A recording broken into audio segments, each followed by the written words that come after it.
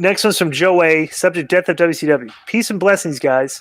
I want to politely request some well wishes for one of my best friends, Joe Joao. I don't know how to pronounce that. While he makes his recovery from cancer and other health ailments. Thanks, you guys, in advance, and I'm a big fan of the show and all the entertainment that you continue to bring us during this pandemic.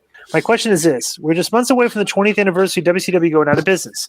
Looking back on it now and having actually been there while the shit hit the fan, would Dion and Konnan go into detail about what caused their decline and ultimately their demise?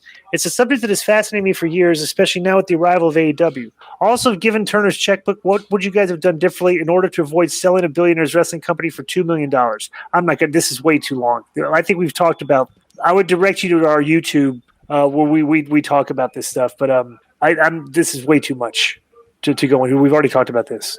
Would you agree with that? I don't want to talk about. Yeah, we've. I'm sure that. Where would they find it on our archives, Joe? Just go on the YouTube and search for WCW. Okay, keep it 100 and look for and WCW to go to.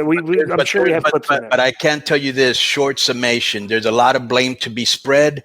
You got to put some on Time Warner, okay, who wasn't backing up the product after a certain time. Some mismanagement by Eric Bischoff. And a lot of guys on top being very selfish. Yeah. Those three things to me contributed to the decline. Yeah, but we're on record with what was on record. So it's like, Right. Okay, next one's from Brandon Fitch. Subject is Retribution, Ali, and WWE Tone Deaf Booking. Hey guys, just saw where Mustafa Ali is the new leader of Retribution, a fake digital version of Antifa or the so-called Shadow Army. I think this is really sad how WWE is so tone deaf. My point is that WWE can't really how people really think and live in the real world. They can't make baby faces because they don't know how to be likable. They leave it up to the wrestlers, they lose control.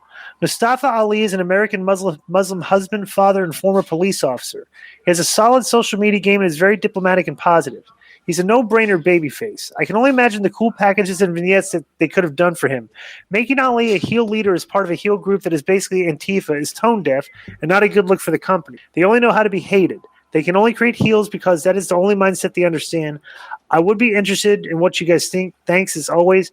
I did not know that about Ali, that he's a former police officer. Yes, he is. And he's very well spoken and like a real positive guy. Yeah, but he's playing a character. Right. So it's like this guy's, and for this gimmick, he's actually a good character for this gimmick. Yeah. He speaks well. He's good looking.